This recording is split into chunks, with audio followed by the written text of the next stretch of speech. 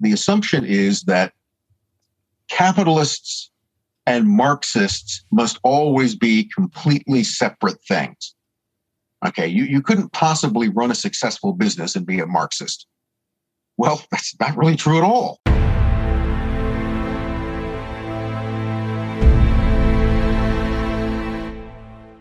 Welcome back, everyone, to Mind Matters. This is our first show of the year, I believe, and we are interviewing Dr.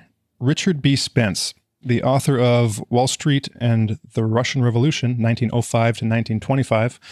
In addition to a number of other books, I'll just read off the back. He's got Trust No One, The Secret World of Sidney Riley, Secret Agent 666, Aleister Crowley, British Intelligence and the Occult.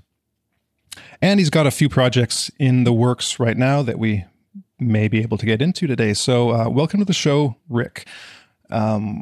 Looking forward to talking about your book. Just finished it last night, and the guys have been reading it too and really enjoying it. I want to start out with just the kind of the history of the book, because I found that to be fascinating.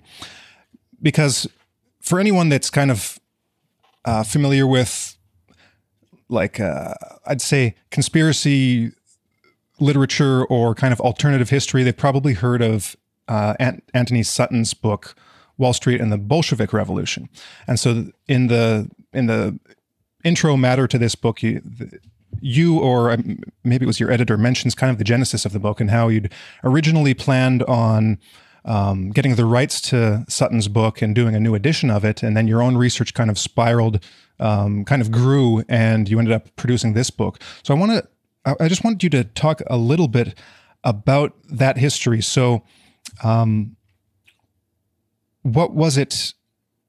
How did your research kind of like bring you to follow the same lines that Sutton did in his book? Well, I probably first encountered Tony Sutton's book, Wall Street and the Bolshevik Revolution, I'd say probably back in the early 80s. He wrote the book in the 70s, and that's when he was, I think, still around the time. We won't go too much into Sutton's history, but Anthony Sutton was, for a fair amount of time, a researcher, a scholar attached to the Hoover Institution at Stanford University. And he later left the Hoover Institution, or depending on who you talk to, either left of his own accord or was kicked out. He takes the latter version. I think they take the former one. Is probably because he was delving into areas that were somewhat iffy in terms of the policies of the Institute. In any case, Anthony Sutton basically is probably best known for a kind of trilogy of works. And one of them is Wall Street and the Bolshevik Revolution, Wall Street and the Rise of Hitler, and Wall Street and the Rise of FDR. Because my primary interest has always been in Russian history, it was the Wall Street and the Bolshevik Revolution that interested me. I probably first came across that back when I was working on a biography. In fact, the first book I wrote was on a relatively obscure Russian revolutionary figure by the name of Boris Savinkov. So anybody who's looking for rare, expensive books can go find that, Boris Savinkov, Renegade on the Left. And Savinkov is, if you look at the general history of the Russian Revolution, that name's not going to ring a bell. People have heard of Lenin, they've heard of Trotsky, they've heard of Stalin, but you're not going to hear about Savinkov. And the simple reason for that is that Savinkov is one of those people who bit every hand that ever fed him and burned every bridge he crossed. And therefore, he managed in his relatively short lifetime to piss off everyone so that no one wanted to talk about him thereafter. I mean, it's one of those things you find there are historical figures that people will then, say good things about after they die. There are those that people will say bad things about. And then there are the ones that people won't say anything about. And those are often the most interesting ones. So let's suffice to say that Savinkov was mixed up in a whole variety of revolutionary intrigues. And that, in the terms of the research, sort of brought me around to looking at Sutton's book. And it was one of those things that I read, I thought was interesting. I'd have to admit, I didn't think that Sutton really tended to provide a lot of, he posed some interesting ideas, especially this connection between American capital and Russian Revolution, especially the Bolsheviks in particular. And so I sort of read it and forgot about it. But then as time went on, one thing brings you to another. So for instance, the Russian Revolution brought me to Boris Savinkov. Savinkov, eventually, the examination of him brought me to one of his friends or collaborators, a spy by the name of, or usually described as a spy, Sidney Riley. And then looking into Riley's career, you began to delve deeper into the various rabbit holes and conspiratorial connections between people. And that's what then eventually brought me back to Sutton's book. And then looking at it again with the other things that I had learned in the meantime, I could see that, yeah, Anthony Sutton is really on to something here. He's kind of piecing, Sutton didn't have a lot of material to work with. Russian archives weren't open at that time. Much of the critical material that you would find simply wasn't available to him. But while sometimes in the details of his study were off, he was on the right track. There was a connection. And it's one of those that you have to piece together very carefully because there are lots of people who are involved in this. And, that's one of the, I suppose one of the justifiable criticisms that could probably be brought up by anything that I write is that there's lots of names in it. Okay. This is one of the things people don't. This has got a lot of characters. It's got a lot of names. It's very complicated. And yeah, because that's just the way that it is. Life is complicated. High finance and low politics are complicated, especially when they come together. And you can simplify a story. You can leave the minor characters out and concentrate upon the other ones, but you're never going to get the whole picture of it. It's often one of the things that becomes key in so much of this is who knows who. How are people connected to each other? Because really what you're trying to look at here isn't so much a kind of financial network. You're looking at a network of people at every particular level, and in any political conspiracy, whatever you want to call them, it always depends upon the interrelationship between human beings.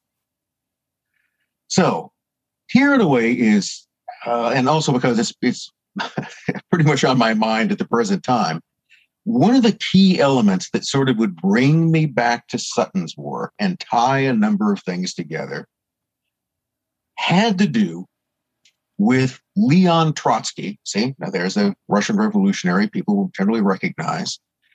And his very short but significant visit to the United States in early 1970. So this is one of these little details that can often be missed in Trotsky's career. But in January 1917, having been kicked out of France and then kicked out of Spain, he landed in New York City. And he was there all the way through the end of March 1917. So not a long period of time, around 3 months, but a lot's going to happen in that period of time. And so while he was there, the first Russian Revolution happened in 1917. Tsar Nicholas abdicated, the provisional government was created. That government then issued a general amnesty for all revolutionary exiles, and he went home. He sailed from New York to go back to Russia. Now, in his book, Sutton mentions a number of things about, Trotsky's visit there. He sees that as something which is significant because one of the things that is often alleged is that while in New York, Trotsky made financial connections. In particular, the name that comes up again and again and again was a very prominent American banker by the name of Jacob Henry Schiff. So if you tend to look around, especially if you look through what could be called conspiratorial literature, you will often see the idea is that Trotsky came to New York And the banker, Jacob Schiff, gave him millions of dollars or something of that kind. Then you'll also find one of the things that Sutton has in his book is that, Trotsky went back to Russia carrying an American passport that was personally issued by President Woodrow Wilson. That, by the way, is not true. All right, that's one of those things that didn't happen, partly because there wasn't any reason for it to happen. But it got me very curious about this whole kind of interlude. And that's where I eventually began to find that one of the most important things about Trotsky, well, at least in terms of my research, is his family, and in particular, his mother's side of his family. And this is one of the interesting things is that if you tend to read through, if you look, for instance, at Trotsky's autobiography, My Life, which he wrote in the 1930s, you'll find that he makes various mentions about his early life and his family, but he doesn't drop too many names. He often refers to people by their first name. But if you look closely at his autobiography, when he's talking about his childhood, he'll talk about Uncle Abram. And Uncle Abram he describes as, an older relative, his mother's brother, or one of his mother's brothers. And that, Abram didn't pay much attention to any of the other nieces and nephews, but he did kind of pay some attention to me. Every now and then he says he would single me out. And that's really kind of underplaying the situation, because if you, delve into it further, you find out that Trotsky actually lived with Uncle Abram for a while he was going to school. And that Uncle Abram was indeed one of 4 brothers of Trotsky's mother, and they all came from the Zhivatovsky family. Now, that's a name, if you look through Trotsky's autobiography, never utters the word Zhivatovsky, even though it was a fairly large family, and there was a whole side of his relations that were part of it, and he was quite close to Uncle Abram. In fact, he would remain close to his uncle throughout much of the rest of his life. And here's an example of it. Here's one of the things that sort of putting the puzzle pieces together. So Trotsky mentions a relationship, a kind of special relationship between uncle and nephew back when he was a child. But then in May 1917, when Trotsky, remember having gone to New York and then having returned to Russia after, various problems that he experienced on the way, in May 1917, Leon Trotsky lands in Norway. All right, it's neutral Norway, and that's where he's going to catch the train, and that's going to take him back to Russia through Scandinavia. So he's almost home. So as you might expect, one of the things that he does is he goes to the telegraph office in Christiania, in Oslo, and he telegraphs to Petrograd. Who does he telegraph? Who does he send the announcement that I am coming? I'm going to be there in a few days. Does he send that to some of his revolutionary comrades? Well, maybe he did later in the day, but that's not the first person he telegraphs. The person he telegraphs to announce his arrival is Abram Zhivatovsky. And that's one of the things that attests that there is an ongoing relationship between the two through all of these years.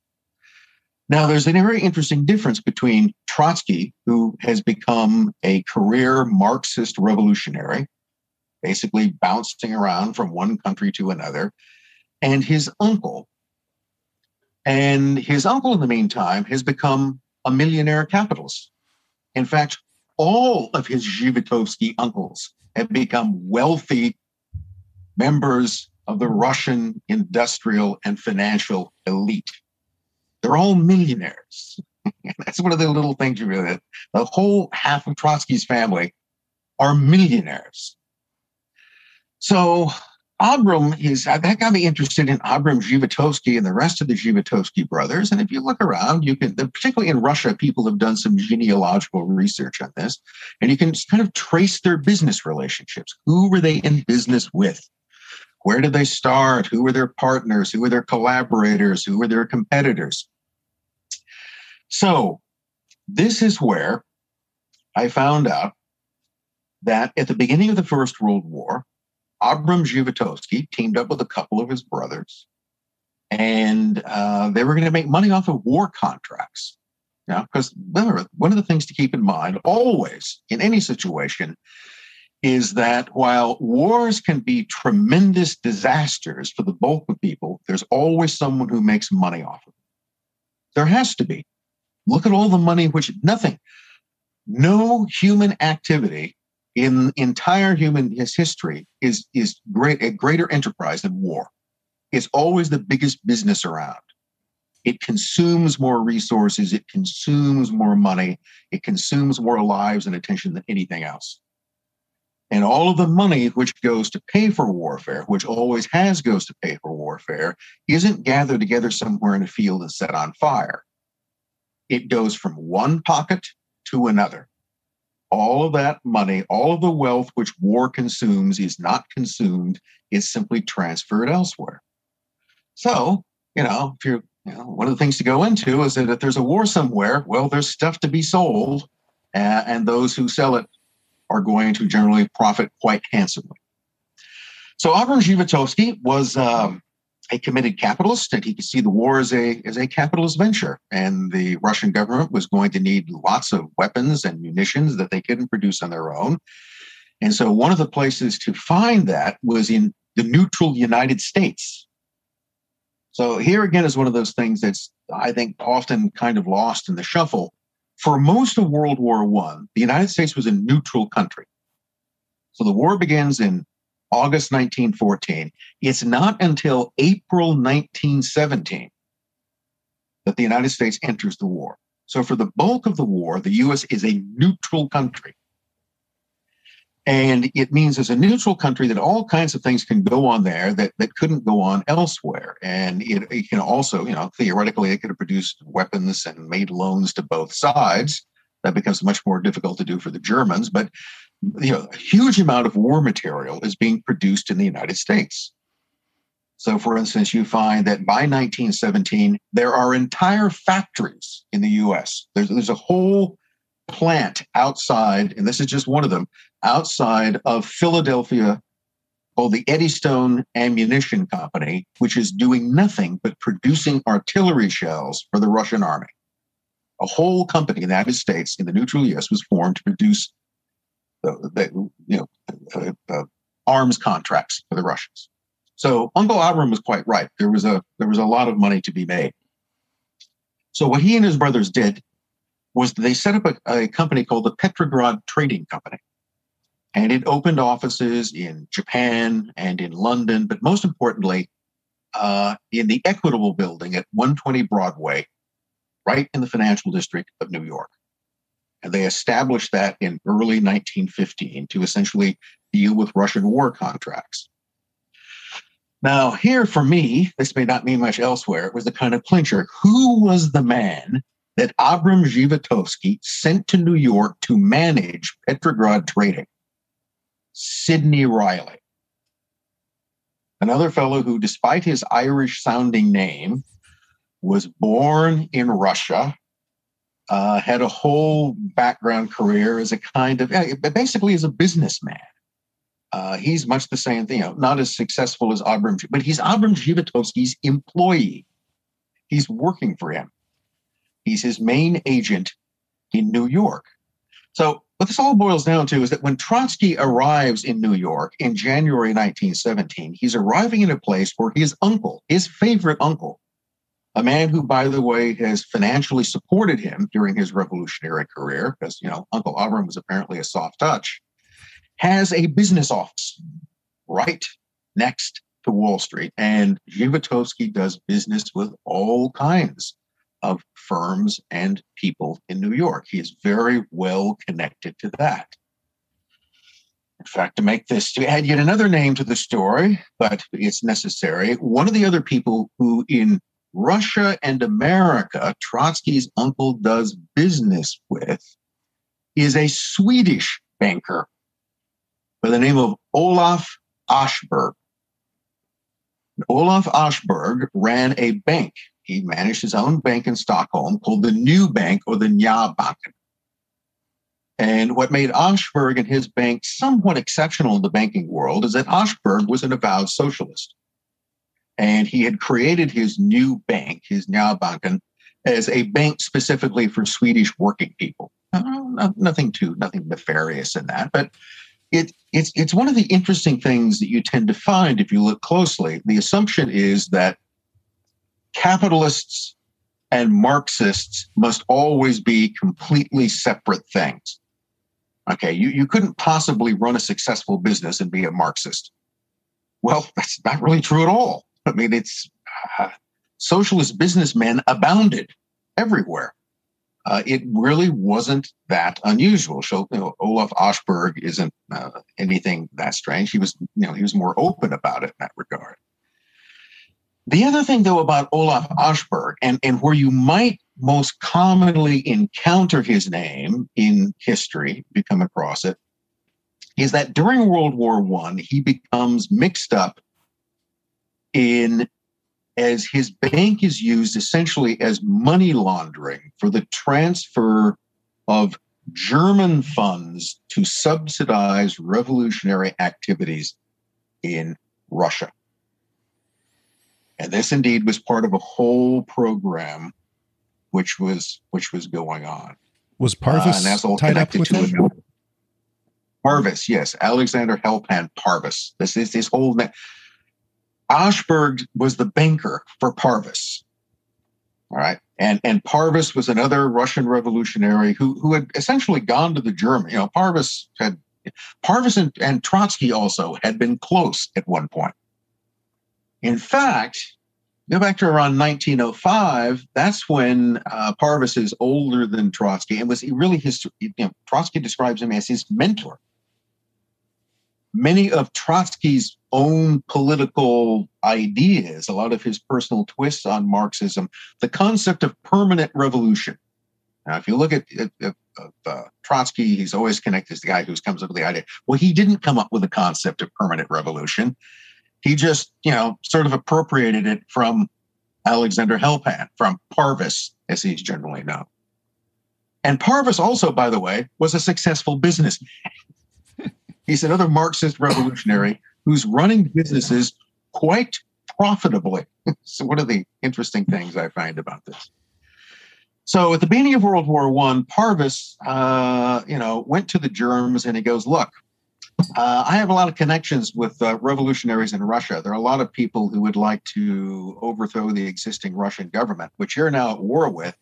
So give me a lot of marks, or whatever money you have, and I'll use that to subsidize subversion in Russia, and it will bring about its collapse. Now, an important point to keep in mind is that to whatever degree Parvis was personally responsible, exactly the scenario he describes comes to pass. So when Russia collapses in 1917, it does not collapse militarily. It collapses politically, economically, and in many ways, psychologically. That is, this effort of subversion, of economic subversion, of political subversion is successful. That's what eventually will bring about the catastrophic changes which are there. So Parvis was quite right, at least in terms of what it would take. If you want to defeat Russia, the way to do is to destroy it from the inside rather than battling its armies at the front. So his strategy was basically correct. So you'll usually see Ashberg cited as the banker, sometimes as the Bolsheviks' banker, or as the Swedish bank, Sweden again being a neutral country close to Russia, the Swedish bank that was used to transfer German money to the Bolsheviks in Russia. And it was. But that's not all of it. And this is one of the things that I'm really trying to expand now, even further than I did in the book here, is that I think that most of the attention on the Bolshevik funding network, which included a woman by the name of Yevgenia Sumanson and Jakob Furst. Lenin had some financial agents, and they were working with Parvis, and they were transferring money. They were actually doing commercial transactions. This is the thing. This is the way the money was being passed from Germany through Oshberg's bank, and then eventually paid into accounts in Petrograd, because it was all being done as business transactions. So the Bolshevik agents were actually working as the representatives of commercial companies that were making real or phony purchases in Sweden or elsewhere. And then the money was passed back and forth between bank accounts in remittances. It's as simple as that. Somebody buys something here, money is then transferred from this bank to another. So, I mean, it's an interesting little point, because it shows you the degree to which revolutionary subversion and business activities are all kind of combined with each other. And it's even kind of trickier than that, because, Parvis was not only using his businesses to fund subversion, he was also running a successful business. That is, it really was a business. So it makes it often very difficult to figure out, what part of this is business and what part of this is politics? Are the two clearly separable? So this is the whole sort of world in which Trotsky's millionaire uncle is now a business partner of a banker who we know otherwise is involved in money laundering of German money to fund revolution there. And then you've got that Zhivatovsky's uncle is one of these revolutionaries, and then he's in New York, where Zhivatovsky has an office run by Sidney Riley, who will later con his way into British intelligence. In a year later, in 1918, when what will essentially become British MI6 sends Riley into Russia on a special mission. The whole purpose of that mission was to go in and to make contact with Trotsky, who was then the Bolshevik Commissar of War. Now, that only makes sense as to why would the British send Riley to do that? Well, because Riley and Trotsky knew each other. That's the way that Riley sold his services to the British. He goes, through my long-term association and contact with Trotsky's beloved uncle Abram, I know Trotsky, and I have a personal connection to him. And therefore, if you send me into Russia as a businessman, I can open a back channel to the second most important person in the Bolshevik regime. Now, there are lots of other questions connected with that. What was Riley's actual motive? Was his motive to loyally serve British interests by opening this back channel? Or in doing that, was he serving Trotsky's interests? So it's one of these things that I don't want to go too far into sort of Riley's side in this, but Riley generally goes down in history as a British intelligence agent who was always fighting the Bolsheviks. And I would submit to you that that is not true at all. In fact, it's exactly the opposite. Riley was I'd probably describe him best as a kind of international criminal and businessman, but who always has his own revolutionary loyalties. That's what he's fundamentally loyal to. And he is exploiting his relationship with the British in order to eventually funnel more money or support to, he's not actually working for the Bolsheviks in that sense. He's working for Trotsky. Mm-hmm. Because that then brings you into the realm that within the Soviet regime from the beginning, there are factional disputes. There's always this. It's one of the things you have to look at in any kind of political hierarchy. They're almost never unified. Mm. Okay, so people may join together. I don't know. Here's the simplest example I can give you. Joseph Stalin and Leon Trotsky were both, by 1918, Bolsheviks, right?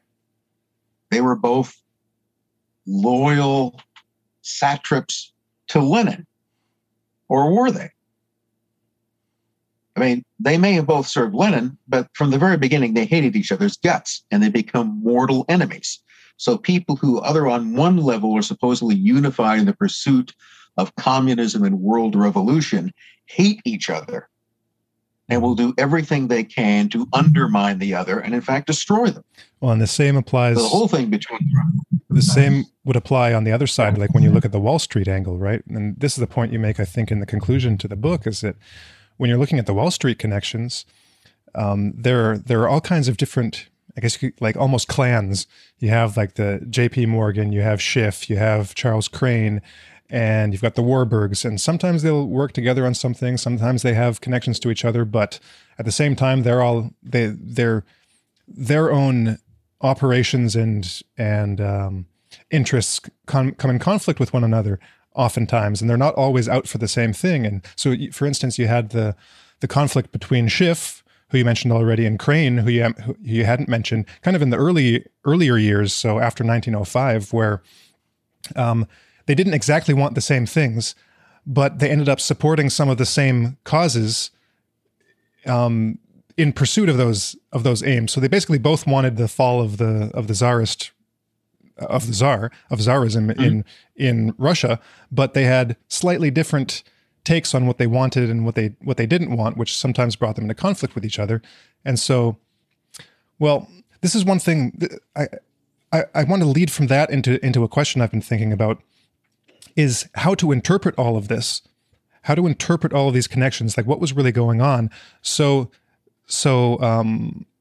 just to throw out a few really kind of simplistic interpretations that people might take, and I think you talk about this at the beginning of the book, that people might take from looking at all these connections. You can say, okay, well, we have all these millionaire socialists, for instance, all these socialist billionaires. So were they supporting revolutionaries, not just the Bolsheviks, out of a kind of ideological support for the cause?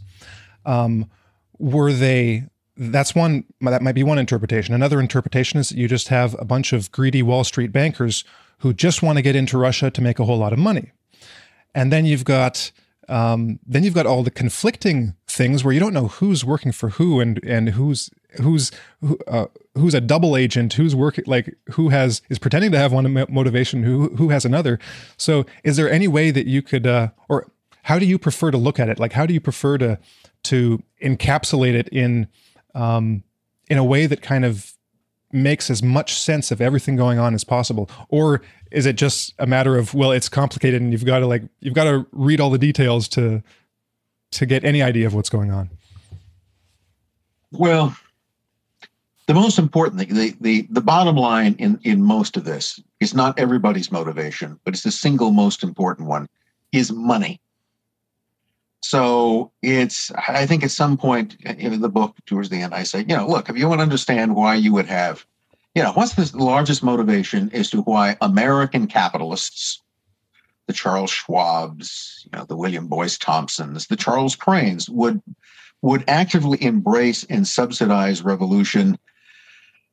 To some degree, I think for some of them, there was either a kind of ideological attraction to it, maybe almost a kind of romantic attraction, but it's never inseparable from money.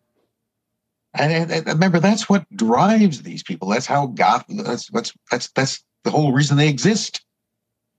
And what you're always looking for let's simply look at what is the essential element in capitalism. And the way that a lot of people would answer that is, well, capitalism makes things. It manufactures things. Automobiles, runs. Operates railroads. It's all about producing things for people. That, I think, is wrong. What capitalism is about is creating more capital. The only real product of capitalism, the ultimate product, is capital, more money to create more money, which can then be invested to make more money. So whatever you're doing to create that money, whether you're running railroads or producing widgets or thingamabobs or whatever they are, they're not terribly important. You can always, that's why you find corporations diversifying in what they're doing. They might start out doing one thing, they'll do something else, because it's all about the creation of more capital. And it must be profitable. The other thing about capital, the way you do this is that you invest, and that means and in all investments, your stockbroker will tell you this, there's the element of risk. When you invest, you're gambling in some ways. So you're taking your capital and you're putting that capital into something, you're investing it, which you will hope will create more capital. Sometimes it will, sometimes it won't. So if you simply think of it in that terms, if capital is simply this resource which is used to invest in something with the idea of creating more capital, a revolution, or as we like to call it today, regime change, can be a very profitable thing to invest in. Because that will then give you, if you have in some way assisted a new regime coming into power, well, that voids all the deals with the old regime. So now you can make new deals on better terms, hopefully, and you'll make money off of it. Hopefully it will work. Maybe it won't if it goes. I mean, you can always have another regime change if you don't like it. That's and that I think in some ways that's what you can actually see in the Russian case. The idea that the Tsarist regime is backward and inefficient. That's what often you would get and for instance, you mentioned there's the American industrialist Charles Crane, which most people know. You want to connect Charles Crane with a product. The next time you go into a public laboratory, look for Crane in the urinal. All right, so the Crane company famously produced bathroom devices, but it mostly produced pipes and fittings, brake shoes, a whole variety of things. Very diverse corporation. And Charles Crane was an interesting example of an early 20th century plutocratic liberal.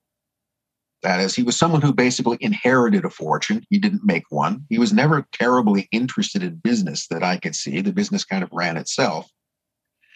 But he's one of these people, and I think you can see a lot of modern equivalents of this if you look around.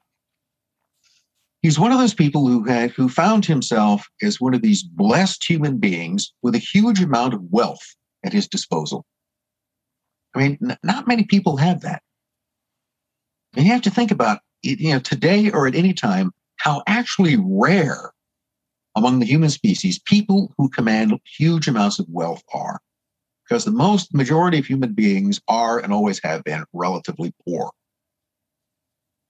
But imagine you find yourself with more money than you know how to spend. I don't know, maybe Bill Gates feels this way when he wakes up in the morning. So why is that? At some point you have to ask yourself this question: why do I have all of this money?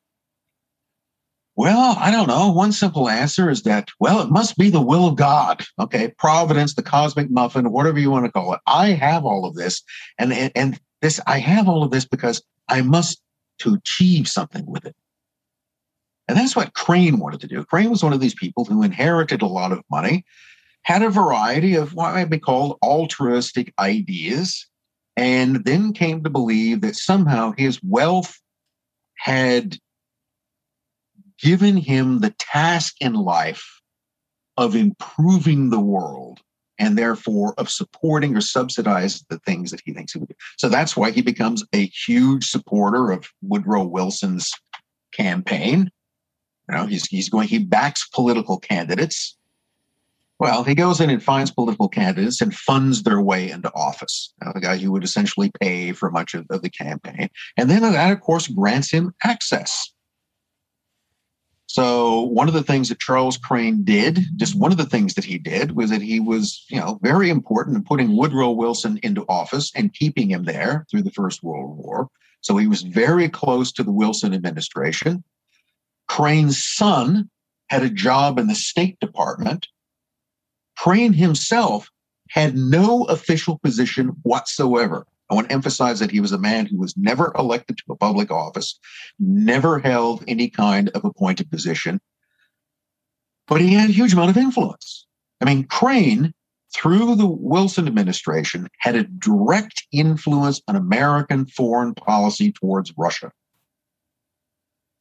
His views were consulted and they were followed, and he was sent on what were, in essence, diplomatic missions under the cover of private business ventures. And one of the things I describe in the book is that, well after the revolution in the early 20s, Crane, goes into China, essentially charters his own private train, which you can do if you have a lot of money, and then just goes into, actually goes into Bolshevik Russia, travels across Siberia, goes to Moscow, engages in high-level negotiations with the Soviet government, which, among other things, result in a number of Americans who were in Bolshevik jails being freed. And he does this purely as an ostensibly private individual. Yet everything he does is being communicated back and forth to people in Washington. It's a kind of, capitalist diplomacy in this case.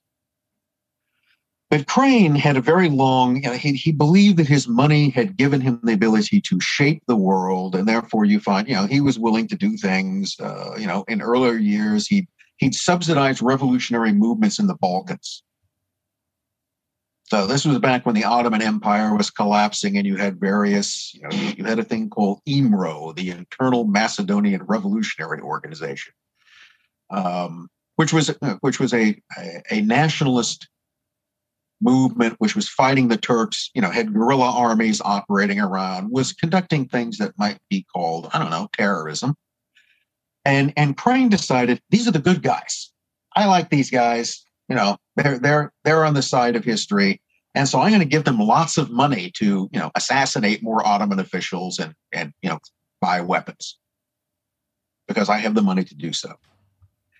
He also came to the conclusion for his own that the regime of Tsar Nicholas in Russia was backward and inefficient and illiberal and should be removed from the face of the earth and replaced with a more democratic regime. And therefore, Crane befriended Russian, anti-Tsarists of all political stripes, revolutionaries, liberals, etc. So long as they opposed the existing regime, he brought them to the U.S. on speaking tours. He promoted their work. Charles Crane became a cheerleader for political change within Russia. So, he was really happy when the Tsar was overthrown in March 1917, because that sort of then opened the possibility to create, he then seemed to be the ability to create the kind of sort of imitation of America in Russia. That was, Crane very much his views. He was again a early 20th century traditional American liberal in his views, and therefore Russia would become more advanced and more progressive and a better place the more its political system in some way resembled the one in the United States. Which sounds good, democracy, and yes, but also remember what he's talking about is a political system in which rich men like him buy politicians and put them into office. That's, that was democracy. But that's the way things ought to be. That's, if you look at this very close, what Crane believed was that good regimes were regimes who were run by people like him because he had the right ideas. He was the epitome of a progressive mindset, and therefore whatever he favored personally was good, and therefore the politicians he favored in Russia were good. Now compare him to the other American, in this case, a banker, a financier. Not Crane's an industrialist. Jacob Schiff is a banker. Jacob Schiff makes his money off of an investment banker. Schiff basically and his Bank of Kuhn Loeb made their money. What made them important was that they financed railway development. That's what they did. And, railroads were a big deal in late 19th, early 20th century America. That's what kept the country moving. Schiff, on the other hand, Schiff was born in Germany. He was a Jew. and he was deeply committed to the promotion of the welfare of Jews in America and in Europe and elsewhere. And one of the things that just stuck in Jacob Schiff's craw was that Jews were persecuted in Russia. Now, true, he'd never been in Russia, never set a foot in the country, but he nevertheless viewed, here again, I have a great deal of wealth. And so one of the ways he expressed that is that he subsidized every charity, especially Jewish charities around. It's also, by the way, a thing you can find still commonplace today. One of the ways in which, let's say, the capitalist elite often justify their positions is that they become philanthropists. Okay, they're always philanthropists. I mean, look, Rockefeller is a philanthropist. Carnegie was a philanthropist. Find some filthy rich American plutocrat in the early 20th century or today who isn't a philanthropist, who set up funds. Okay, it's the Bill and Melissa Gates, or it was fund. Okay, and we're gonna throw money at all kinds of things to show what wonderful. And this isn't to argue that this isn't motivated by a real desire to do good as they see it. I'm not trying to piss on philanthropy. It's a good thing, but it comes back to me, the perhaps unpleasant but very true statement that there is no such thing as an unselfish act. Okay, that living creatures just don't do things that way. There always has to be some kind of payoff for a creature. So one of the things you do by being rich, which often makes people hate you, is to win public favor, to make yourself a kind of indispensable character by distributing large amounts of money. I mean, even Pablo Escobar understood that. All right. I may be a psychopathic gangster and a drug dealer, but what I do is that I take some of the money I earn and I distribute it around the village and the people, and make people dependent upon me. That's one of the things that philanthropy can do. It can do a great deal of good, but it creates goodwill and it makes people dependent upon you. So one of the things about Schiff is that Schiff basically controlled most of the Jewish philanthropies in the United States. And if you were going to try to start one and he wasn't involved in it, he would want to be there. So he was, but he was a businessman. He was a banker. He was very practical. But on the, just as Charles Crane sort of envisioned turning Russia into a kind of liberal model of the United States, what Jacob Schiff wanted to do was to stop the persecution of Jews in Russia. He just couldn't stand. And it became a kind of, again, even though he had never met Nicholas II of Russia, he decided that man represents everything. He and his regime are an evil. And therefore, I want to get rid of that evil. And therefore, I will support anyone who opposes him. And so Schiff, who is not a revolutionary, okay, there's not a radical bone in Jacob Schiff's body, but you don't find that in business or in his personal life. But if there were people out there who wanted to blow up Tsar Nicholas, if there were people out there who were working to undermine a regime that he believed was wicked, yeah, he'd give them money, and he did. So Schiff, when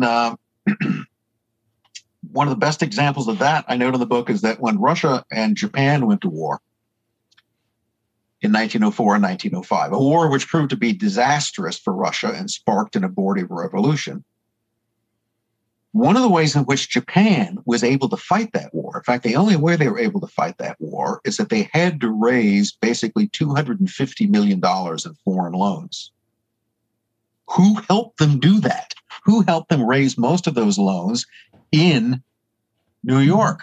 Jacob Schiff. I mean, Jacob Schiff was the man who essentially helped finance the Japanese war effort against Russia, not because he loved Japan, but because he was determined to do as much as he could to undermine or harm what he viewed as an evil regime, which he wished to destroy because of its policies. And beyond that, there were Russian revolutionaries who came to him and go, we can help. If you gave us money to print propaganda that we can distribute among Russian prisoners of war or Russian troops, that would help too. Okay.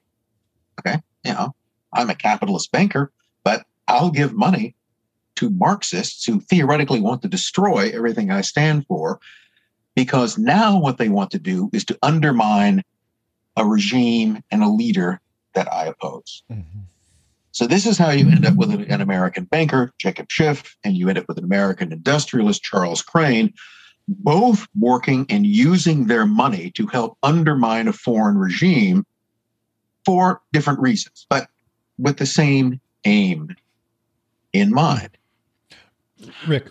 Well, I just wanted to say that in hindsight, these were very short-sighted goals that these individuals had, because not only did the very essence or ideology of communism go strictly against their MO and what they wanted to accomplish, but ultimately they were, when Stalin took power, as you point out towards the end of the book, he was kicking out the Western capitalist industrial influence.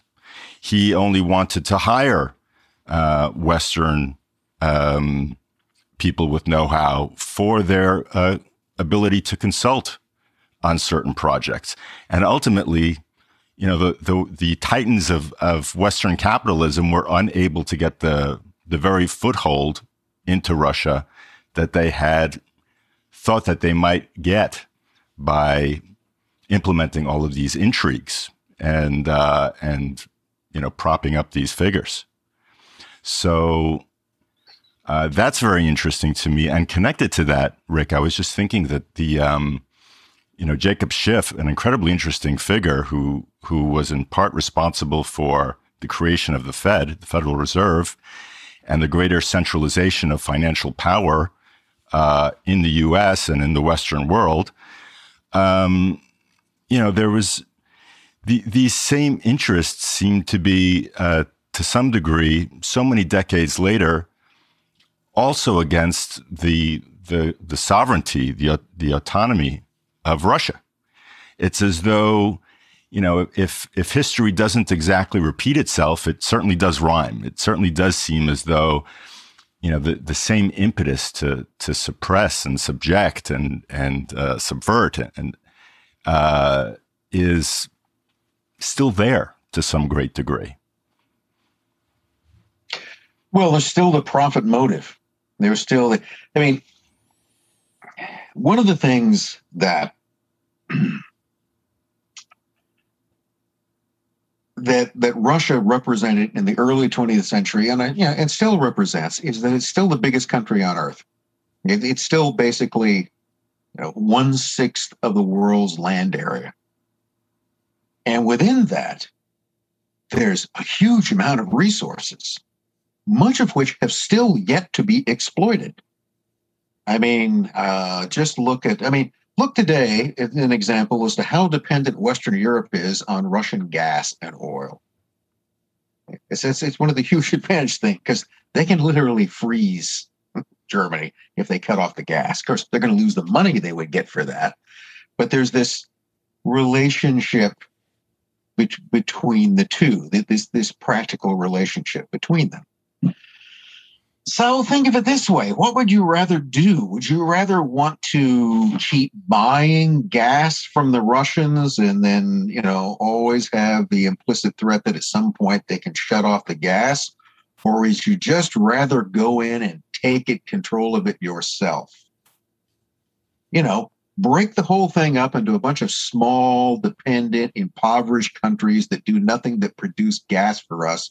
And of course, grant concessions to all of our people to go in and run them. That's what, that in essence, if you look not just at American interests, but British and German is what they all wanted to do was to control Russia's resources. That's what we want to do. Because if we can control all of these resources, well, you've heard the heartland theory. You control the heartland, you control the world. Well, the only reason you want to control the heartland is because of its resources. So we can get our hands on all of that stuff.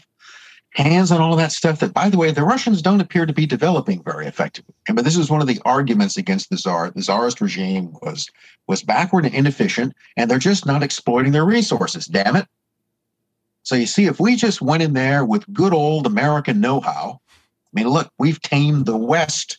We've drilled holes all over Nevada. Look at all the gold and silver and the railroads that we've built. Well, we could go in there and do a much better job running the place than they could. Mm-hmm. And that's one of the, somewhere in Charles Crane's mind, I think that's the whole idea. Is if you just put me in charge of this, I could make it run a lot more efficiently. So again, as I said before, at the bottom line, it comes down to greed. It comes down to the desire for more wealth and the power that comes with it. And you're absolutely right. That fundamentally hasn't changed today because Russia still is seen by many people as having an unfair share of all of this wealth and all of these resources that we could do so much more with and that we could then use to control. Mm. So control Russia's gas and oil and you control Europe. So who's going to do that? Are the Russians going to do it? Are the Germans going to do it? Are the Americans going to do it? The Swiss? Who knows?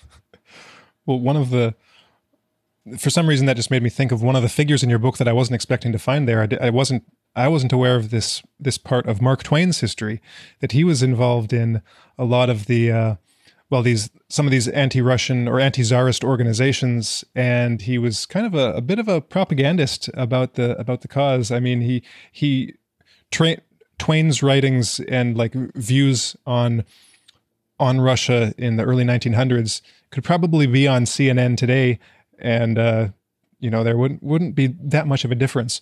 But I don't necessarily want to talk about Mark Twain unless you have something interesting to say about that. What I did want to ask about was, think about that for a second. We'll come back to it. When looking at these figures like Schiff and like Crane.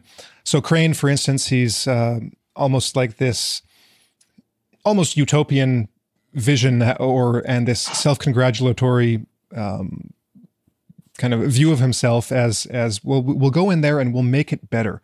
We'll make Russia a better place. And a lot of these guys that were supporting the revolutionaries seemed to be pretty happy when there was, a liberal revolution in Russia before the Bolshevik revolution. They probably would have been fine if those original liberals had stayed in power and the Bolsheviks had never come into play. If they could get their money, essentially. What I'm getting at with that is that I think there's the potential for a kind of hindsight bias when looking at Wall Street, American, British support for these revolutionaries, that they must have known the way things were going to go. That they must have known, okay, well, we'll support these guys, and then there's going to be a huge communist revolution, and there's going to be a giant civil war, and then we're going to have the Cold War, and we're going to have this type of government, blah blah blah. It's like I don't even think that entered into the minds of any of these people. It did seem like Alon was saying that this is a short-sighted. It's like, okay, a short-sighted project, and where we don't like this government. We think that we can make a lot of money if that government isn't there anymore. So we're going to get rid of that government. And that's kind of where the thinking stops, because and then it's just a matter of, oh, well, if these guys take over, great, we'll try to get deals with them. If those other guys get into power, we'll try to make deals with them. And we'll have our tendrils in and our like private intelligence networks in all of those groups anyways from the beginning, so that we can hedge our bets, and whichever one gets in, we'll be making money. But it's not like they planned the communist revolution, right? I was wondering if you had any thoughts on that. Well, I think that comes back to your interpretation of like greed as the primary motive going along with this. It's not that Well, that any number of the revolution could have gone any number of ways. Regime change could have gone any number of ways. It could have been a revolution from above, like a liberal putsch, or it could have been like it was a massive revolution from below that just completely destroyed the existing government and social structure. But when it comes down to it, none of that really mattered, because all of these Wall Street kind of intrigues were after was making money, right? Would you agree with that? Yeah. Well, making money is the key. I mean, that's what you do. Okay. If you're a capitalist, that's why you're a capitalist, to make money. It's a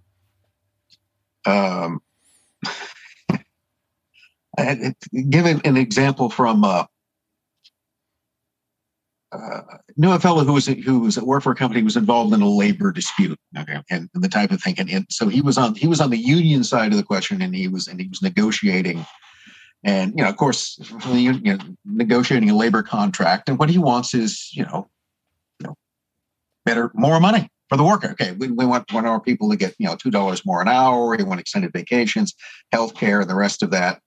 And he said later, his idea was, the company was there basically to provide jobs, and at some point he's talking to people and he goes, well, you're here, you're providing jobs for people. Don't you want to provide decent jobs? Don't you want to have a happy, healthy workforce? And he said it was at that time that the guy on the other side explained to him, and he goes, you seem to misunderstand about this. This company isn't here to provide jobs. It's not even here to specifically provide products.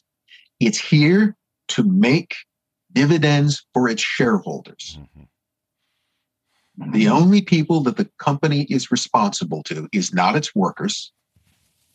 Workers are just a resource that are hired, which we hire for as little as we can pay.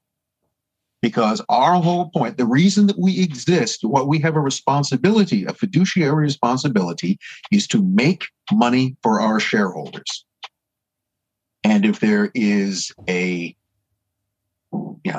it's going to mean that we're going to have to cut wages in order to increase profits for the shareholders, that's what we're here. I mean, otherwise, his idea was, you don't really understand what a business is. You don't understand. We're not a philanthropy. We're not here to provide people with jobs. We are here to make profit for our shareholders. And so my friend said, that was the first time he really sort of realized what he was dealing with. That was, and it's one of those things which, again, I don't mean to express that that's some sort of an evil. It's just eminently practical. In some ways, it's like expecting a leopard not to be a carnivore. Right? If you're dealing with a leopard, what are you dealing with? You are dealing with a carnivorous animal, okay, which has to feed itself, and it has only one way of doing that, and it can't eat kale. All right, that's not going to work. It has to consume flesh and blood, and that may well be yours, or may well be something else. So once you know what you're dealing with, then you can do it practically. And I think, that's one of the things that people often get confused. They imagine they're dealing with one thing and they're dealing with something else. Or they're dealing with a carnivore, but they like to imagine it as a vegetarian. And your policies are going to be completely off. But you brought up this interesting thing about, well, what do you think is going to happen if we put Marxist revolutionaries in the country? If we create a regime change which is going to put these Marxists in control of it, then what do we think is going to, again, what do you think is going to happen? All right. If you're now putting people in the power who've argued that their whole idea is to eradicate capitalism from the face of the earth, well, might that be kind of self-defeating? Well, keep in mind, before Lenin and his crew take power, there hadn't been any socialist governments. Socialism had been around for decades. I mean, there had been a socialist movement in Europe through most of the 19th century. There was the Second International, socialist parties, labor parties, socialist parties were becoming large parties. They were becoming very influential, but they never held power anywhere. Socialists had never governed a country. There was no historical example of what socialists would actually do if they were in power. So you didn't really know. You knew their theories, what they theoretically believed. And the other thing to keep in mind is that American capital had been battling, in a sense, in its battle against unionization, in all of the period from the 1890s up through World War I and beyond is one of labor wars. Think of it this way. One of the things that American companies, mining firms and others were essentially battling, which there was a real war in the American West, was with the International Workers of the World, the IWW. So the United States spawned one of the most radical anti-capitalist movements in the world at that time in the IWW.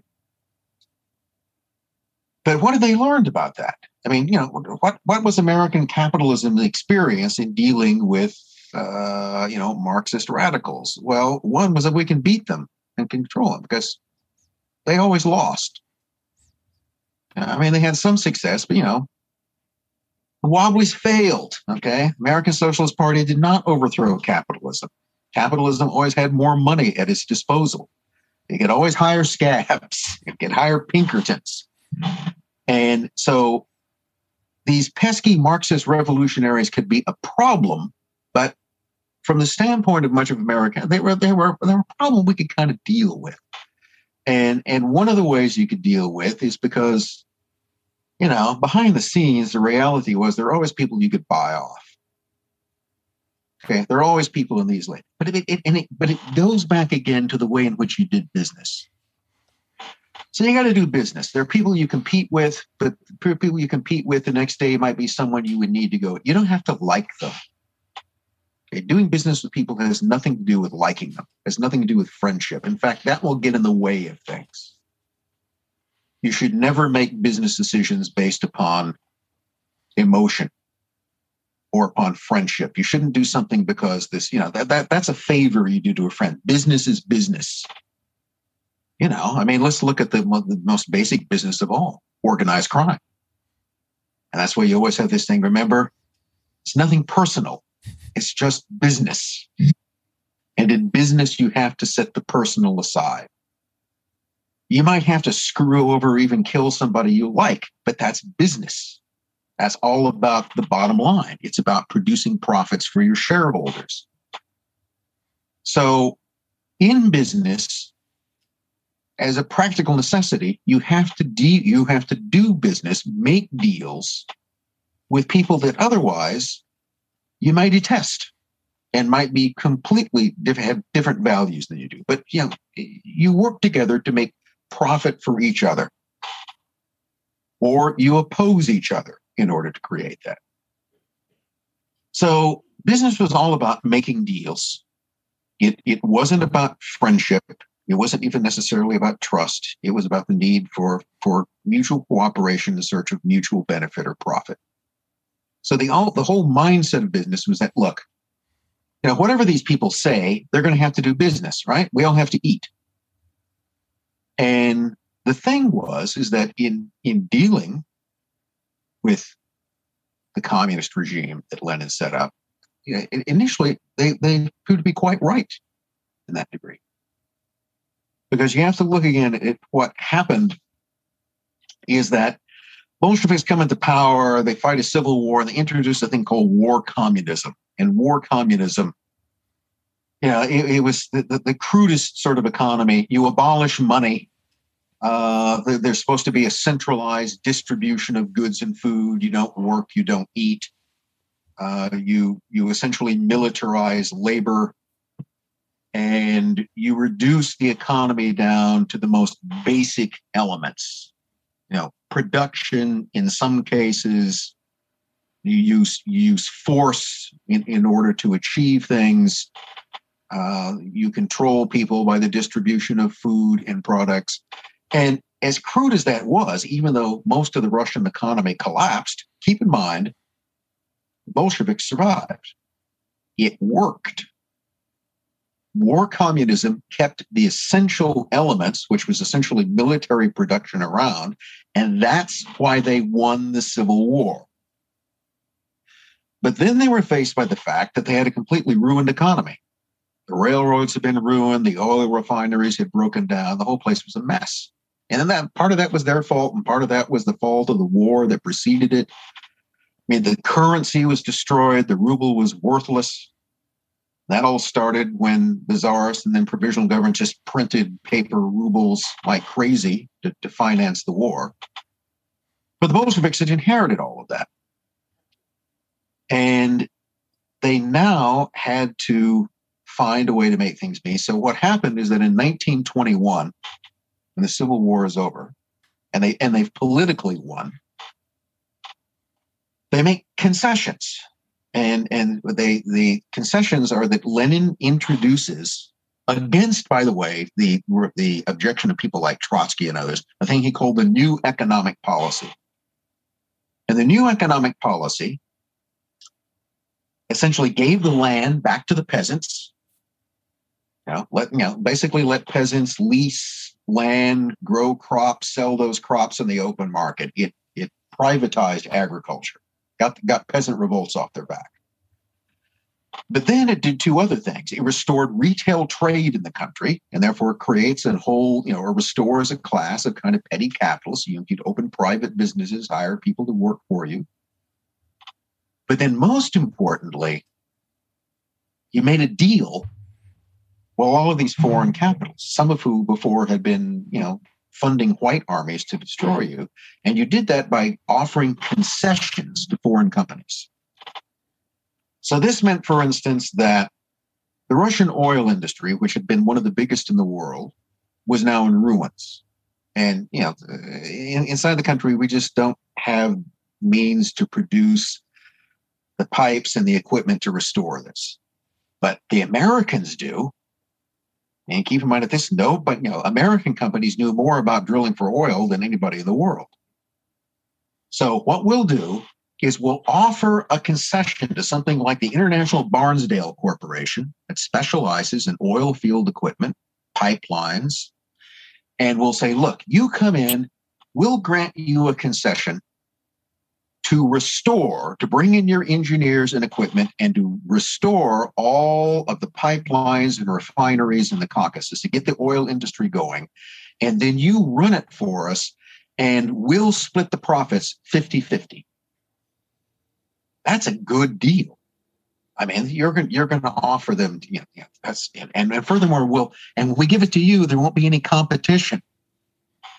So one of the things that did, if you just look at oil, American oil companies and others were just falling over each other and doing everything they could to get these concessions because it was tremendously profitable. So whether it was Royal Dutch Shell in Europe or whether it was Standard Oil here, Standard Oil in New York, Chevron in California, they would lie, cheat, steal, sell their grandmothers, walk over their children in order to get those concessions because that's what's going to get them money. And that, of course, then got the foreign money that had been funding your political opponents off your back because now you're making your regime potentially profitable. And so the concessions were granted and they worked pretty well for a while. But at that point, when the NEP came along, there were people in London and especially in New York who would argue, see, what we said was going to happen was happen. Whatever sort of radical rhetoric these people have, all their chatter about wiping capitalism off the face of the earth, see, they've just admitted that they can't survive without us. Because now they're essentially begging us to bring in our money and our resources and our technical expertise, all the stuff we have to help them rebuild their economy. See, they're coming back into line. And things might have gone that way for a while. Once and again, it appeared that from the international, capitalist, what I would call the, there's a lot of discussion later, the Communist International, the Comintern, the idea of sort of, but because the whole Leninist view was that there was only one communist party. everywhere. So the American Communist Party, the Bolivian Communist Party, and the Russian Communist Party were all part of a single international movement, the Communist International. Well, on the other side, there's the Capintern, and there still is. There's the Capitalist International. The idea that whatever the differences, in which national differences really don't matter, what matters is business connections and mutual profit. So the Capintern is still very much alive. But if you look back in 1921, when Lenin, seemed to cave and bring in the NEP, the Capintern can argue, we have won. But again, I think, greed and expectations tended to kind of blind them to the process. Here's an interesting example of how one of these very profitable or seemingly profitable concessions came to an end very quickly. So one of the other industries the Soviet government wanted to restore was the gold mining industry. And there have been a lot, particularly placer mining in Siberia. So they needed, again, foreign companies to come in and bring their engineers and get the gold industry moving again. So they created this thing called the Russian, the Lena Goldfields concessions was primarily British. There were also American investors that were involved in this as well. But and what they did is this foreign concession came in and took over the gold mines and got them running again. Now, the agreement was made this way, and it's a pretty standard agreement. We're going to hire your company to come in and restore and manage our gold mines, and we'll split the profits.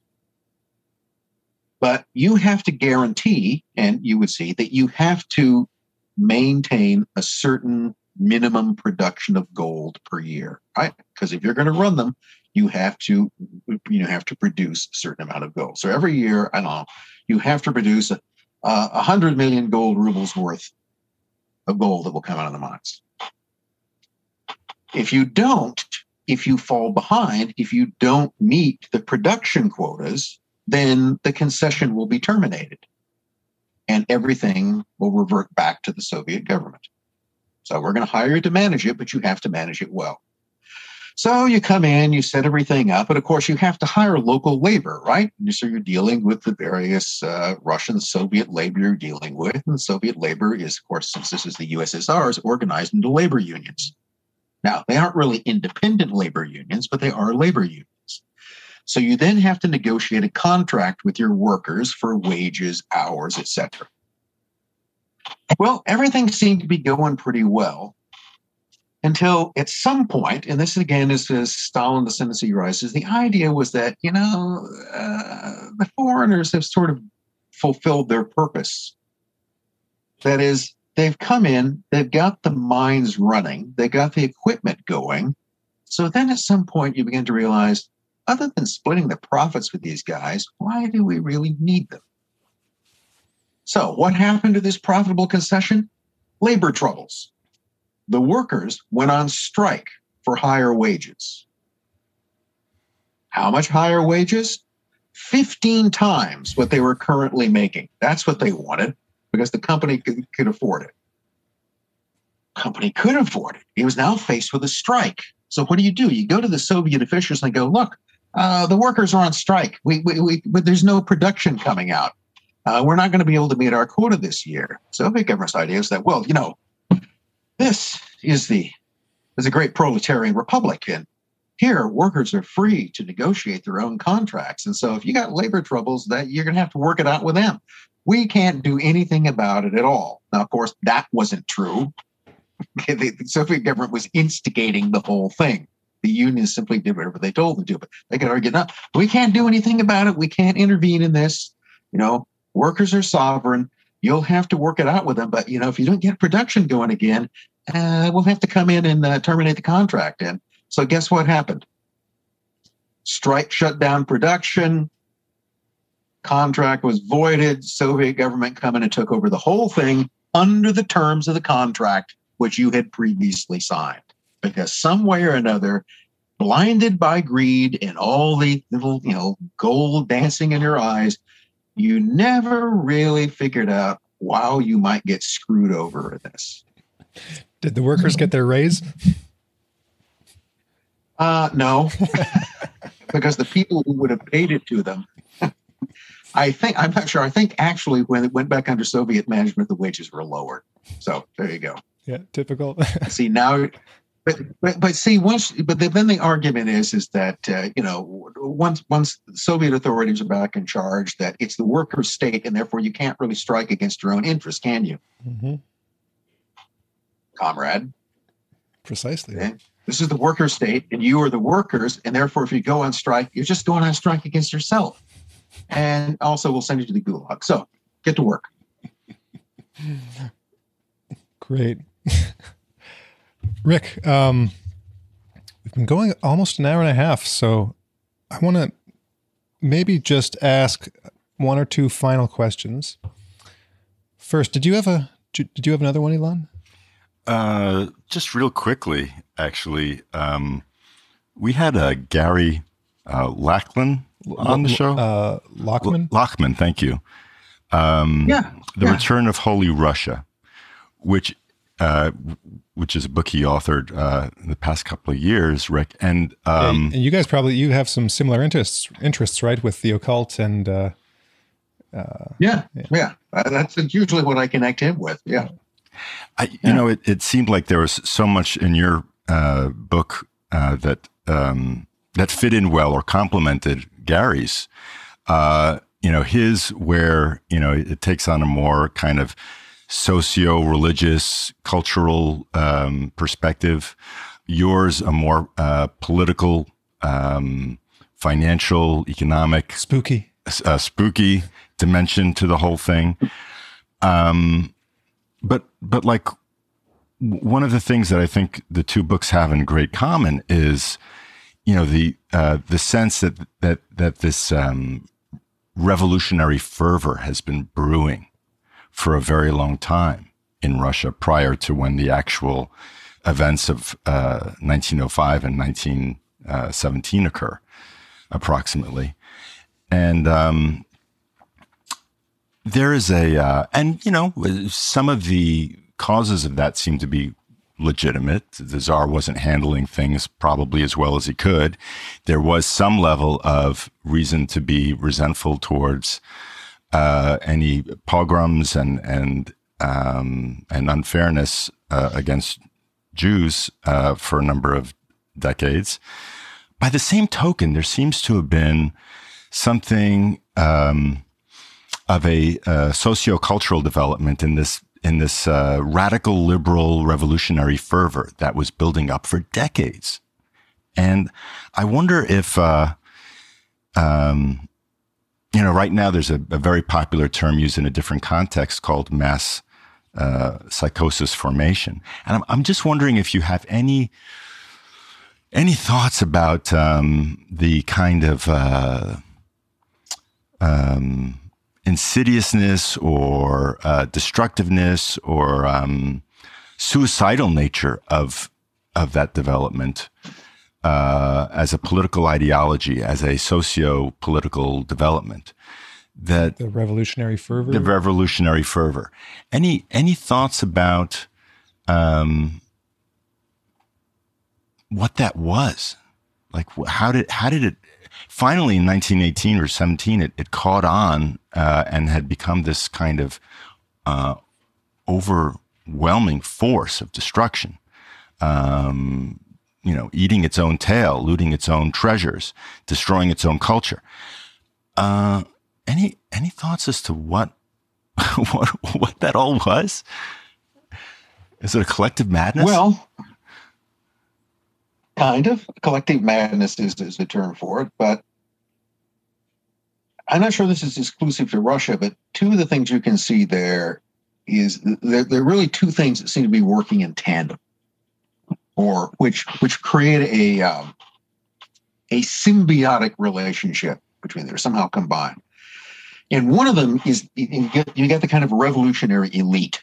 That is, you have the people, and the relatively small proportion of people who actually belonged. I mean, there weren't hordes and hordes of revolutionaries. I mean, the Russian Empire, well, 1917, you're talking about an empire of 180 million people. If you look at the Bolsheviks, when they take power, maybe have 250,000 members. And out of that 250,000, I would bet that there were maybe 50,000 who were actually fully committed to it, and the others are just kind of hangers on. The other, you could add in the SRs and other groups, but out of 180 million people, you never had anywhere even close to 1 million that were actually actively involved in revolutionary movements. I mean, most people in Russia did what most people do everywhere. They got up in the morning, fed the cows, whatever. I mean, most people were just preoccupied with staying alive. And when you keep in mind, this was a country in which 80% of the people were subsistence farmers. Well, that's what you have to do. You don't have much time for the rest of this. So the people, where did people become revolutionaries? You went to a university. That's how you became a revolutionary. In fact, I don't think I've run across, some of them would be, you might, there were workers and so on. But look at who Lenin is, a hereditary nobleman. His father, it's not all that fancy as it sounds. His father was promoted to the rank of hereditary nobility because of his work basically as a school superintendent. But he's a government employee. They're educated. Trotsky, I was just talking about it. Trotsky's father is, often described as a wealthy. He was too, as a wealthy businessman. And remember, he's got all these millionaire uncles. And if you look at the rest of them, I once did this if you look at the Bolshevik leadership at that time, you don't really find many real workers or peasants. You mostly find people from the educated middle and upper classes. Managerial. And the one common denominator is that overwhelmingly they became revolutionaries when they sought higher education. And that led at least one Tsarist official to argue that if we want to stop the growth of revolutionary movement, then what we need to do is just close the universities. Okay, because that's where they're all coming from. Okay, they go there. And what that did, what getting an education did is that it made people aware of inequities and things that they weren't aware of previously. When you're living in some impoverished village somewhere, you don't know you're impoverished because everybody's that way. That's just normal.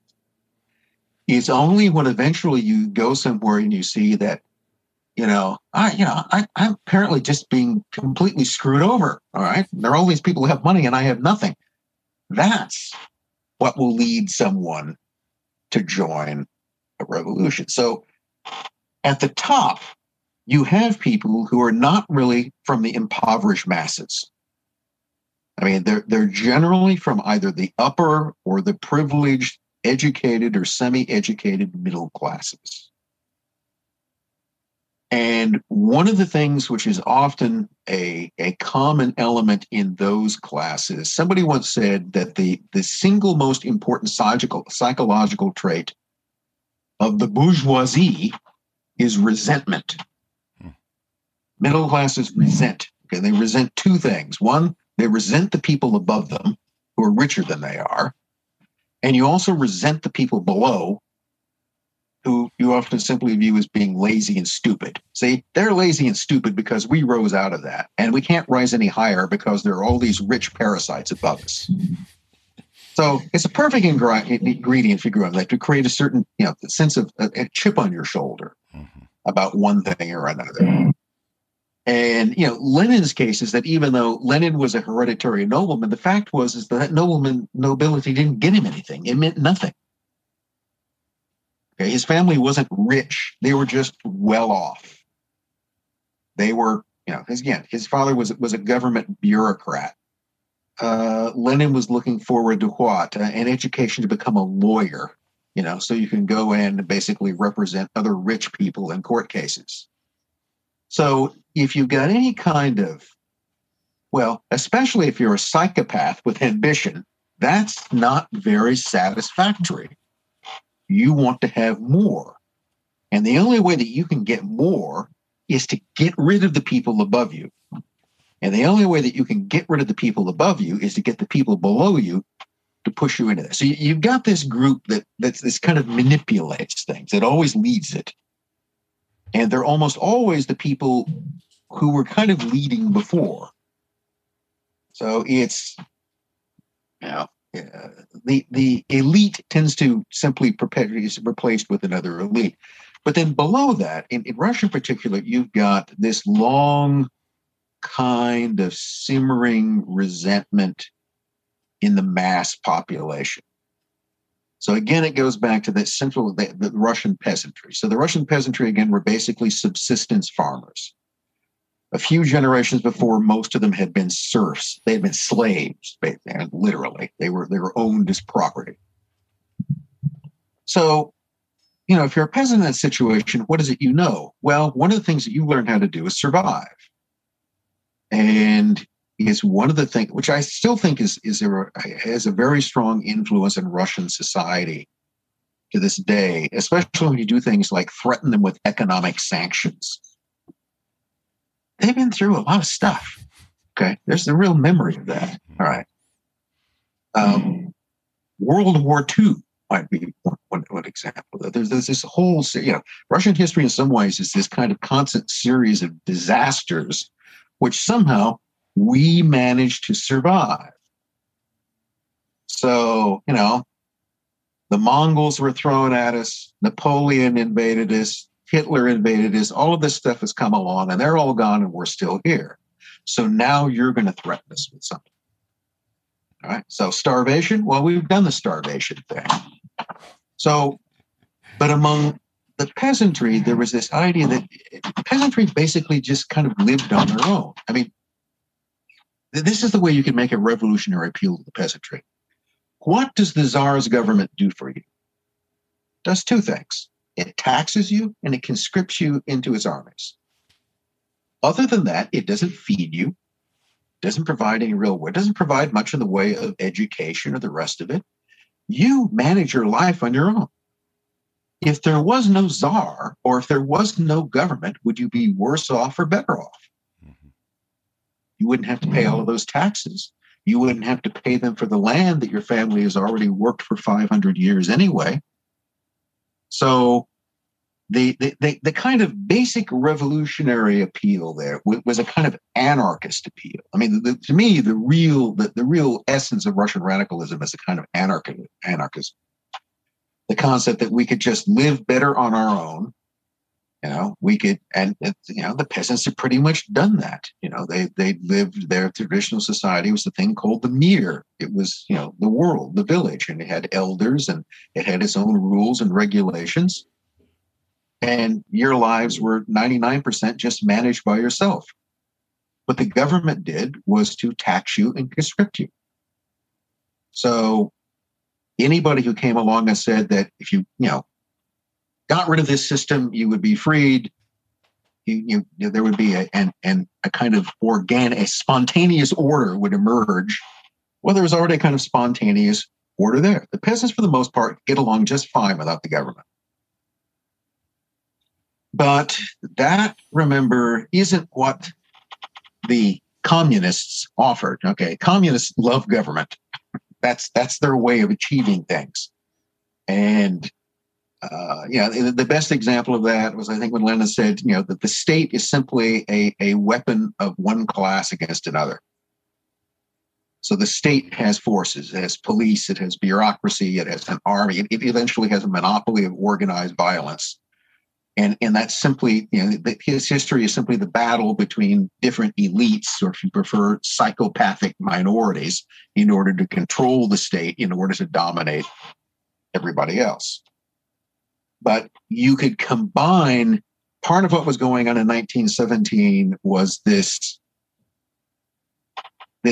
and in some ways, they call them a psychopathic elite, or one note who were leading the revolution. But what was fueling it, what they had needed to keep this going, was that accumulated resentment and that kind of anarchistic spirit among the peasantry. Because as long as you could say, we are liberating you from your previous oppression, while putting into a new one, that's what would keep it going. Mm-hmm. And it did. Great. Well, I think we'll end it there, Rick. Do you have any? Okay. Do you have any upcoming books, or do you just have projects that you're working on that could become, books in the future? Well, okay. Let me give me my couple of minutes of shameless self-promotion here. Go ahead. But one of the things I've done, I retired from the university last year. Congratulations. So one of the things that I've been doing more of since then is getting into, so I've been working part for something called the Great Courses. Oh, yes. Yep. Great Courses puts out a whole variety of essentially non-credit classes, video courses, and all kinds of things. And they're now branching out into platforms. So what have I done recently? I did a 24-part real history of secret societies, which is available through the Great Courses. And one of those secret societies, one episode basically discusses communism as a secret society, how it's organized. The sort of secret society history of the Russian Revolution. More recently, I've done one called Crimes of the Century, selective history of infamy that looks at 12 historical homicides, basically. Everything from the assassination of Trotsky and Franz Ferdinand to the Lindbergh kidnapping and to some murderous maids in Paris. So there's a selection there. And I'm currently working on called Secrets of the Occult. So I get to go into that one as well. That will hopefully be out next year at some point. And a variety of other projects that I keep juggling around, one of which is indeed American Spies in Bolshevik Russia, which I may get around to at some point. But it's, I said earlier that one of the things that was very much on my mind was Trotsky's relationship with his uncle Abram, because one of the things I'm trying to do now is to take the information I have about that family and its relationship and put it into some kind of article, which keeps getting bigger and bigger. I don't know what that will turn to. One of the things you do is you collect a lot of data, but what you eventually have to do is turn it into a narrative. Mm-hmm.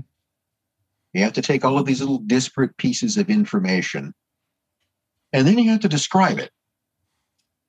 And when you do that, interesting things happen. And patterns emerge that you hadn't really noticed before. So in this case, what I find that everybody I'm talking about is somebody's cousin or uncle. I mean, it's just one big family. And those things that emerges much more important than it had previously seemed. So that may become something. I also expressed my general interest in spies. So one of the things I've been looking at as, if anybody there is familiar with John Whiteside Parsons, Jack Parsons, American rocket engineer, one of the pioneers of our space program, and a follower of occultist Aleister Crowley. In fact, Parsons was, a pretty big occultist in himself. Mm-hmm. Well, I was having a conversation with a friend of mine a couple of years ago, and we were talking about Parsons. And, Parsons was involved in lots of military contracts. And if you look at it, he twice lost his security clearance because he had this tendency to, violate it. And, he's an occultist, and he doesn't engage in orgiastic behavior. And he ran this kind of crash pad in which various people who worked at JPL and a couple who worked at Los Alamos were there. And the question came up, could Jack Parsons have been a Soviet spy? I mean, if I was looking around for somebody who had contacts with he's developing weapons for the American military, rocketry. And he's friends with people who, work on the atomic bomb project. And think of all the wonderful opportunities for compromise. There's nothing like getting people naked and on drugs to make them do things that you can blackmail them with. And that's the way espionage works. So the more you thought about it, it was like, if somebody in the KGB hadn't tried to recruit Parsons, they weren't doing their job. Missed opportunity. And then you start looking around and you find that, he was a member of the party for a while. And he did belong to this group that was actually being led by, which was run by the Communist Party, and there were links to the KGB in San Francisco. So maybe that's not so. So one of the things I did was to write. It's actually posted in a couple of blogs on the web, and it was just sort of laying out the case for, could Parsons have been a Soviet intelligence asset? And kind of looks that way. I'm not absolutely convinced of it, but I'm not convinced it wasn't as well. Which then raises all kinds of interesting connections, like why did he actually, was his death an accident? Yeah, because he supposedly blew himself up accidentally, right? Yeah, for a guy who was pretty well practiced, he blew himself up in his home lab, and probably, if you're dealing with explosives, sooner or later something's going to go bang. Although he had avoided that up to this point. But the interesting thing to me is that what he was doing, what was happening before that, is that he had lost he'd lost his security clearance. He was never going to get another one. Okay, because you don't work on classified projects and take classified notes home and then have someone type them up with the intention that you're going to give them to somebody else. That's highly questionable. So his whole career in the U.S. was gone. So he said he was going to go to Israel. He was going to go to Israel and build missiles for the Israeli military. But on the other hand, he could just as easily have been going to defect behind. What? So was that what he was going to do? Was he going to take? And then the question would be, do you really want Jack Parsons, with all of his knowledge and talent and what he knows, to go and give that to somebody else? So was it an accident or wasn't it an accident? Probably was, but you never know. So that's one of the things that sort of got me started with that. And then I've also looked around in one of the things I began to pay attention to, partly through Parsons' work, I would run across these other characters, was something that I would never had taken any interest in, which was the whole UFO thing. All right. And I want to say here that I'm a complete agnostic when it comes to all things dealing with UFOs. I don't know. Are there aliens? Probably. Okay. Will they ever come to Earth? I don't know. I haven't seen one. Okay. That's pretty much what it takes. It's like Bigfoot. You want me to believe in Bigfoot? Show me one. All right. That's what it will take. It will take me, dead or alive. I've got to see it. Otherwise, it's just some interesting stories, curious things. But it got me looking at the whole, because Parsons is sort of mixed up with that, and his wife goes into it. And what I saw when I looked at it was I didn't see aliens. What I saw were a lot of people with aerospace and intelligence connections every time you turned around. And a lot of this stuff to me looked like psychological operations. Because some of it is just, if you go back and, particularly in the 50s and so on, and look at some of the early sort of, like George Adamski would be an example. One of the first guys who claims he rode in a flying saucer and met a Venusian in the Mojave Desert. That the whole story on the face of it is goofy. I mean, if you were going to make up a story about alien contact, even in the 1950s, why would you make up something that seemingly silly and unbelievable? Or was that in some ways the whole purpose of it? Began to make me wonder. And so that led to the project, which I've called Flying Saucers and Secret Agents, okay, which again isn't about chasing aliens, but it's about chasing down intelligence connections within this, and to what degree, not leaving aside, not denying that, that there could be that kind of aspect of it, but there's also very clearly to me a terrestrial explanation. Well, I mean, for much of this. there are some people in the UFO, field who would probably agree with with that take, but they might say that the reason this was going on was that this was kind of a counterintelligence, well, an intelligence operation in order to discredit the phenomenon so that it could be covered up so that people wouldn't learn the truth about it, right? So you can look at it from any angle. It's always, yes, you can always argue that it's the cover-up. It's like one of the things I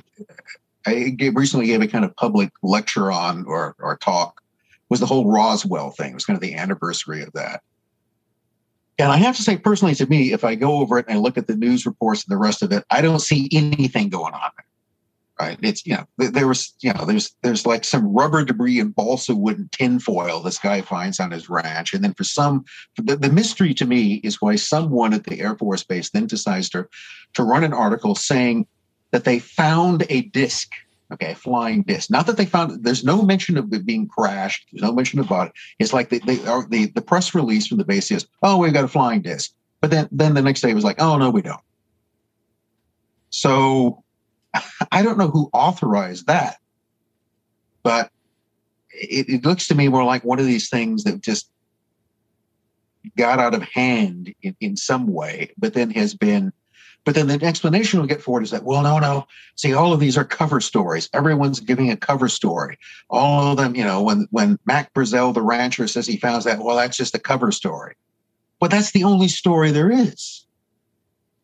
I mean, you're always assuming that the assumption goes the story you have isn't true because there's some other story for which you actually have no evidence.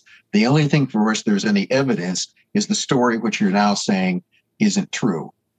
To me, because you want another story to be true, and that's it. It's one of those things to me that's more interesting in some ways. Again, in its mass psychological implications than it is for other factors.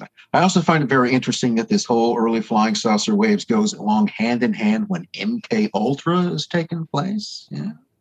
There's some crossovers from that.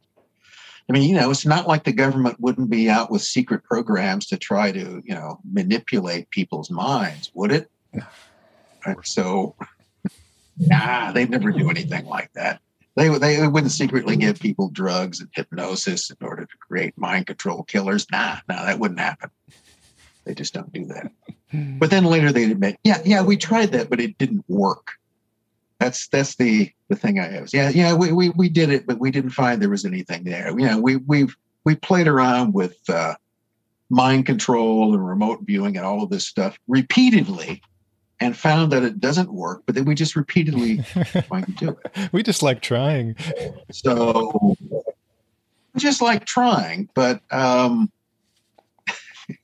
it's a bit like the concept of the weaponization of magic, the exploration of occultism to see, what if you found out it did work? Mm-hmm. Are you ever going to go public with that? No, that would be revealing the whole secret you're going to do. I mean, if you actually found out something of that kind, that would immediately have to become secret. Thus, you would have to argue. I mean, the only answer you could ever give, whether it's the right one or whether it's, in this case, the cover-up, is that we experimented with this, but we found out that it didn't work. Mm-hmm. And you got one of two possibilities. You experimented and you found out it didn't work, or you experimented and you found out it did work, and that scared the hell out of everybody, and now you can't tell anyone. Because the enemy might find out, who, of course, doing exactly the same thing and lying about it. So, well, there you go. All of those projects sound interesting and interesting, Rick. And I'd only first heard of the Great Courses. I can't remember. I heard about it last year sometime, I think, or in the last couple of years. But it's a great program, a great project, and I hope that it sounds like your courses could have the potential to be very popular in the Great Courses lineup. So I hope they are very successful. I think they've done pretty well. I think they've got every Great Courses has everything from basket weaving to ballroom dancing. Yeah. I'm not kidding. I'm sure they have one. I know they have one on ballroom dancing. Anything you could possibly be interested in. There are hundreds of them. And but mine is more in the historical end. Cool. Yeah.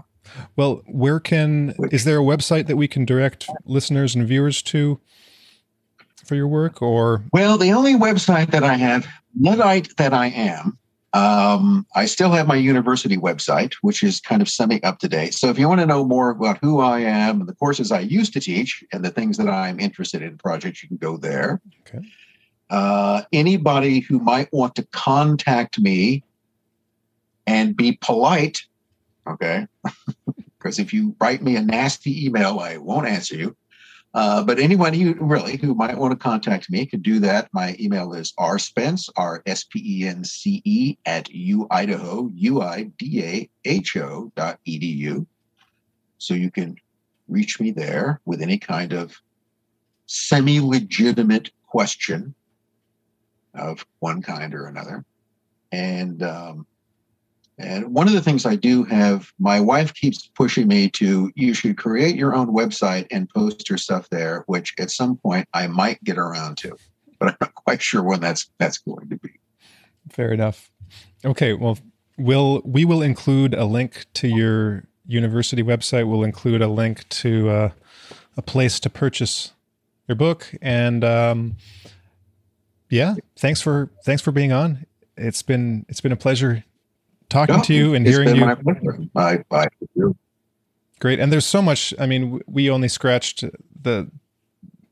we just barely dug into anything in this book. There's so much more in it. So I'd recommend, if anyone is interested, if these topics sparked your curiosity in the slightest, that you should check out the book. It's extensive. And like you said, Rick, earlier on, there's a lot of names, but many of them, they show up so often that you kind of come to know these people. So it's it's not too confusing. You can follow it. In anything else I've learned in research, pay attention to the thing that keeps coming up over and over again. Mm-hmm. You keep bumping into the same name, especially in different, that's what you should begin to pay attention to. That Mm-hmm. You should begin to focus your interest on that. And yes, the same names will repeat themselves. And a pattern will emerge. A pattern that seems to play itself out over and over. But okay, thanks again, Rick. It's been a pleasure. And thank you. We'll talk again soon. Okay. All right. Bye-bye. Bye-bye.